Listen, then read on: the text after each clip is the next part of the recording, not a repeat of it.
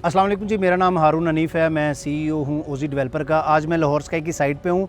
अभी मैं आपको इस वीडियो में क्विकली 2-3 चीज़ें एक्सप्लेन करूँगा। एक, अब तक हमने लाहौर स्काई में काम क्या किया, इस टाइम किस स्टेज पे हैं कंस्ट्रक्शन में, और दूसरा इसकी लोकेशन और इसकी सराउंडिंग क्या है।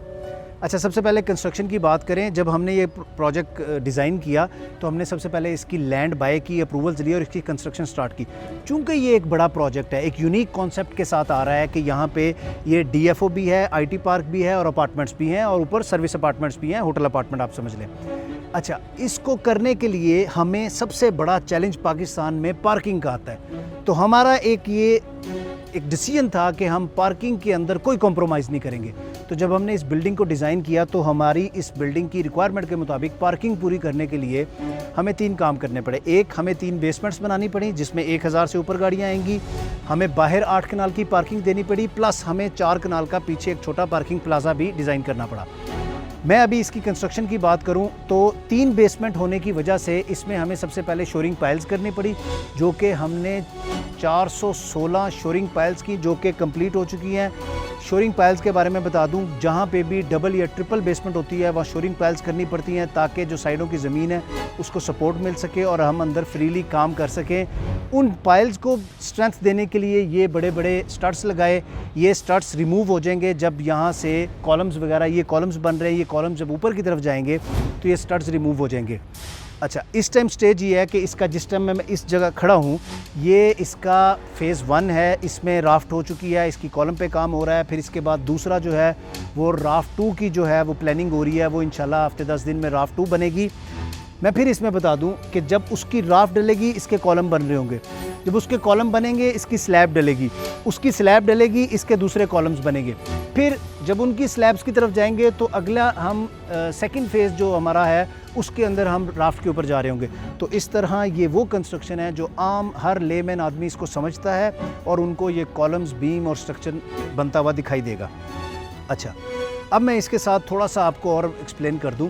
इस सारे प्रोसेस को करने के लिए, इस चीज़ को कि अपने टाइमलाइन पे बने और एग्जीक्यूट हो, उसके लिए कुछ हमें स्टेप्स लेने थे। जैसे कि हमें डी वाटरिंग करनी थी। जहाँ 3 बेसमेंट्स होती हैं वहाँ डी वाटरिंग की ज़रूरत होती है। डी वाटरिंग के लिए आपको पंप्स लगाने पड़ते हैं जो कि 24 घंटे आपके लिए पंपिंग कर रहे होते हैं। उसको करने के लिए 24 आवर्स आपको इलेक्ट्रिसिटी भी चाहिए। उसके लिए हमने सोलर सिस्टम लगाया यहाँ पे, वो आप देख रहे होंगे। सोलर सिस्टम के बाद जनरेटर्स रखे ताकि बैकअप, वापडा तो है ही है। अच्छा, इस सारे सिस्टम को कि ऑटोमेटिक चले, एक ऑटोमेटिक कंट्रोल रूम लगाया जो सोलर को और ये डी वाटरिंग की पंपिंग सिस्टम को और जनरेटर्स को सारा ऑटोमेटिकली कंप्यूटराइज तरीके से इसको खुद ही कंट्रोल करे, खुद ही ऑन ऑफ करे, खुद ही चले। और वो सिस्टम आपके स्क्रीन पे शो भी हो रहा होगा, ताकि ये जितना भी हम सिस्टम चला रहे हैं इसके अंदर कोई रुकावट ना आए और मैन हैंडलिंग कम से कम हो, ताकि 24 आवर, चूँकि यहाँ पे वरना हमें स्टाफ चाहिए होता है और उसके अंदर इंसानों से कोताही हो सकती है। यहाँ पे सुपरवाइज़र्स, मॉनिटर्स ज़रूर मौजूद हैं, वो इसको देख रहे हैं, लेकिन ये सारा सिस्टम हमने ऑटोमेटिक किया। फिर जब हमने इसकी कंक्रीट करनी है तो कंक्रीट के लिए हमने अपना badging plant on site install किया, ताकि बैजिंग के लिए भी जो कंक्रीट आनी है उसके लिए भी कोई डिले ना आए, कोई रास्ते की रुकावट, कोई और किसी वजह से कोई एहतजाज, कोई हड़ताल, कोई उसमें हमें और कोई डिस्टेंस की वजह से, तो हमने अपनी साइट पे ही वो प्लांट भी इंस्टॉल किया ताकि यहीं से कंक्रीट बने और यहीं पे हम यहाँ पे यूज़ कर सकें। अगर मैं इसकी अभी कंस्ट्रक्शन करंट हमारा ये है कि हम इंशाल्लाह इसी साल इस पोर्शन में हम ग्राउंड फ्लोर पे आ जाएंगे, इसकी स्लैब्स डल जाएंगी और नेक्स्ट ईयर हमारा प्लान है कि हम ओवरऑल इसके ग्राउंड फ्लोर पे आ जाना है। हमने ग्राउंड और फर्स्ट को हमने तैयार करना है। 2027 में हमने कमर्शियल के नीचे वाले फ्लोर्स को ऑपरेशनल करना है। उसकी वजह हमारे पास डिमांड है इसकी बहुत ज़्यादा।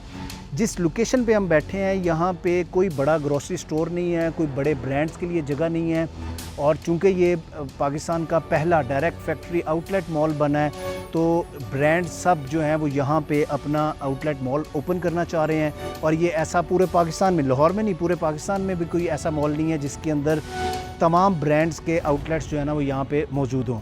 तो इंशाल्लाह हमारा जो टारगेट है, हमारा जो प्लान है, ये 2027 में हमने इसकी कमर्शियल को ऑपरेशनल करना है और प्लस 2029 यानी जो 4 साल का टाइम है, इसमें हमने इंशाल्लाह इसको कंप्लीट डिलीवर करना है। लाहौर स्काई पे ये जो डी वाटरिंग चल रही है उसके लिए जितने पंप्स हैं, एक बोर के अंदर 2-2 पंप हैं, वो अल्टरनेट टाइम पे चल रहे हैं, एक बंद होता है एक चलता है। उसके लिए एक ऑटोमेटिक सिस्टम चाहिए कि अगर ये चूँकि सबमर्सिबल पंप्स हैं, ज़मीन के अंदर हैं, अगर कोई एक पंप ख़राब भी हो जाता है तो हमें बाहर बैठे हुए कैसे पता चलेगा और कब किसने बंद होना है, किसने चलना है। और उसके लिए जो सिस्टम है, जो ऑटोमेटिक इस सिस्टम को संभाल रहा है, इस तरह की वहाँ डिब्बीज़ लगी हुई हैं, बड़ी कॉम्प्लिकेटेड सी डिब्बीज़ हैं, ये आम आदमी के लिए समझने में मुश्किल है। ये उनके ऊपर ये पंप्स के नंबर लगे हुए हैं और ये ऑल्टरनेट उसको चलाते रहते हैं और अगर कोई पंप बीच में से ख़राब होता है तो ये हमें बताती है। यहाँ पे हर ये इस तरह की 4 बॉक्सेस ऐसे लगे हुए हैं, हर के ऊपर एक इलेक्ट्रिशियन और एक टेक्नीशियन इसका बैठा हुआ है। वो जैसे ही होता है वो अपने सीनियर से भी कांटेक्ट करता है। 24 आवर्स एक बंदा जो है ना इसके ऊपर अपॉइंटेड है। डी वाटरिंग के लिए जो पंप्स लगे हैं सबमर्सिबल, उसका जो सिस्टम मैंने अभी आपको दिखाया, उसको 24 आवर्स इलेक्ट्रिसिटी चाहिए।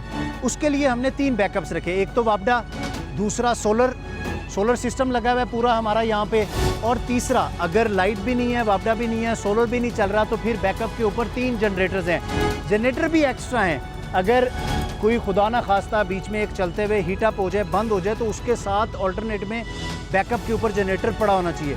अच्छा, ये सारा सिस्टम भी कि वापडा है, सोलर है, जनरेटर है, कब चलाना है, कितना चलाना है, सोलर की इलेक्ट्रिसिटी कम हो रही है तो आपको जनरेटर से करंट चाहिए या वापडा से चाहिए, उसके लिए भी एक ऑटोमेटिक सिस्टम लगा है। मैं अब आपको वो दिखाता हूँ। ये हमारा ऑटोमेटिक डीबी कंट्रोल रूम है।